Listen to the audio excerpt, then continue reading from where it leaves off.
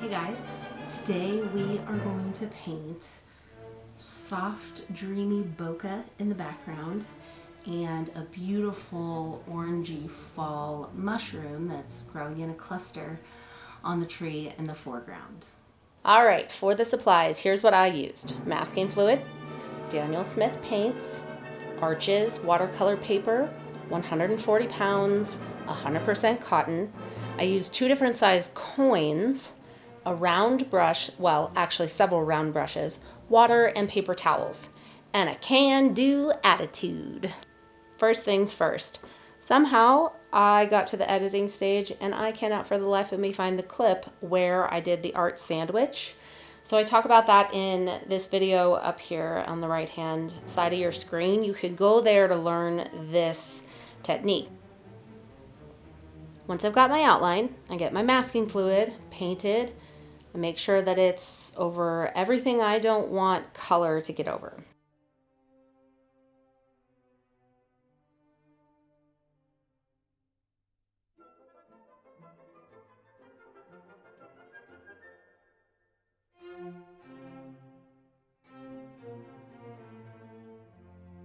I wet the background of my watercolor paper. I grab my faithful IKEA lid. I wet the back of the painting. I wet the front of the painting. Everything's very wet, right? So then it just sticks and it lays there. And now it's time to drop in that background color. I thought it would be kind of fun to have, a fade going on from a bit of a yellow to a mid-tone green and then a dark green. That dark green, I've talked about this color before. It's my absolute favorite, especially with, painting anything in creation. Having a good green color is important. But this one granulates, which means it kind of separates, and I didn't love that for this project. I kind of wish I had a dark green that didn't separate. I felt like it broke up the smoothness. Here you can see I'm pulling out circles of color. This is the bokeh effect. So I tried with just my brush, I tried with a paper towel, and then I remembered I had watched a teaching on using a coin. And so one of my sons came downstairs for help with school or something, and I was like, hey, can you go get me a coin? So he, and everything is it's time sensitive. So he ran upstairs and he got me a nickel. I'm like, oh, I need a bigger coin also. And so then he ran to our little shadow box and he grabbed his Rocky Mountain National Park coin that has a bear on it. And I used that as well. And they were the perfect sizes. So he saved the day for us. So here you'll notice my sleeves are changing. It took me several days to get this painting done. And after looking at all the footage, I think it was about 2 hours. So don't get frustrated with yourself, if you only have 20 minutes and it doesn't feel like you've made much progress. If you're going to do this painting, heads up, it may take you a while. It was really difficult to peel off the masking fluid this time. I don't know why. But once I've got that done, I decided to paint a yellow background on all of the mushrooms because they have this like yellow undertone in their light bits. And reminder, with watercolor, often you want to do, lightest to darkest.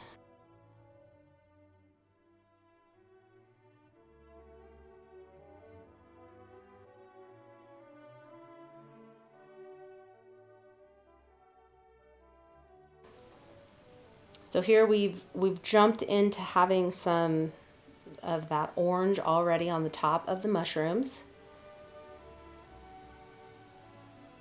So I'm laying in this middle color orange. I mean, it's pretty bright, but as far as like yellow, orange, red, it's kind of in the middle. And I just lay down the orange and then I grab some of that darker red color and just let that wet on wet effect happen. And it's really quite pretty. So I'm just getting the rest of those mushrooms colored in.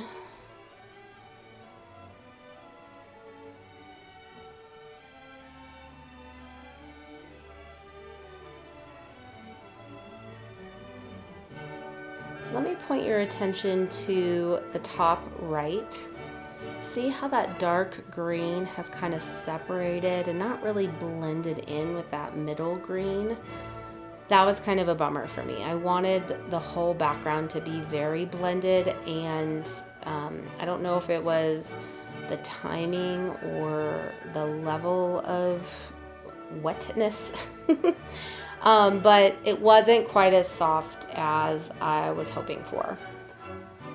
And that's okay. You know, my takeaway is I can mess with timing and I can mess with water levels in the future. I still think the painting turned out very pretty, but there are definitely things that I learned during this painting that I would change in the future. This was my absolute first time doing bokeh.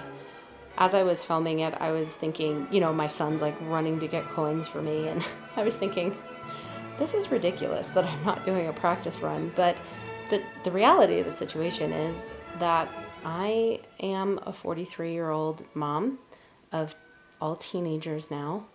They have very active lives. My husband and I tag team homeschooling. He's a firefighter. And I clean houses part time. So there isn't a ton of extra time. Sometimes I flip paintings around just so that my angle can be better. Here I'm working on that tree that the mushrooms are actually growing on, wanting to lay down, again, a light color going to the dark. So I'm laying down this very light brown. It almost looks just like the mushrooms. So don't worry, it gets darker.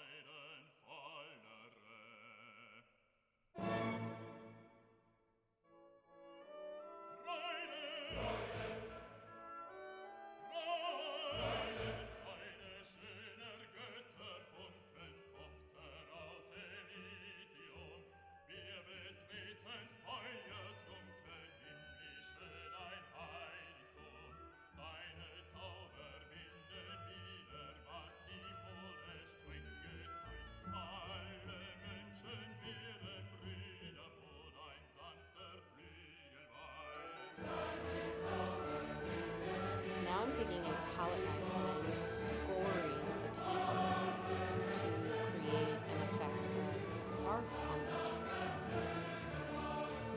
This is a fun technique that you're going to get a lot thinner lines, and then that paint is going to kind of settle into the crevice that you've made, creating, you know, very cool texture that you couldn't necessarily get with, you know, painting with a brush. Once I've got my bark scored out, I went back in with even darker brown, kind of staying within those lines that I had created for myself.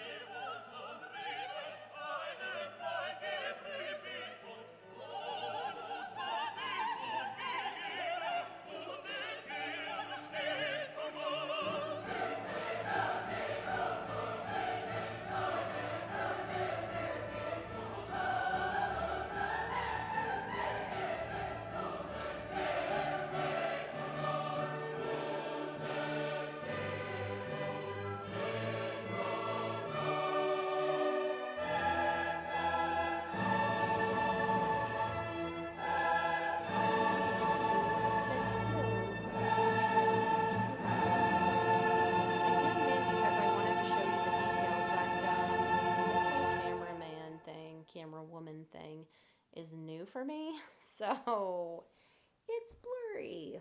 Sorry about that. But I think you can still get the general idea. I went in with a very detailed round brush and just painted in gills in the direction that gills would go, right? Because these mushrooms are very round, so you don't want to make them just straight top to bottom. You want them to kind of flare out from the middle stem.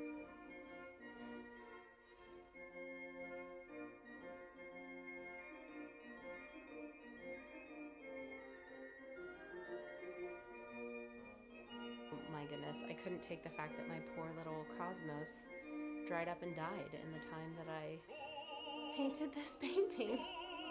So I took a break. I said, oh, these little girls need to be replaced. So here I am replacing them. Grab my coffee. And notice my sleeves.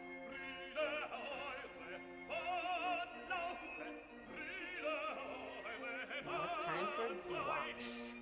Gouache is, it's almost a mix between acrylic and watercolor. It is considered a watercolor. And what you do with it is you can lay it over top watercolor. It's sadly,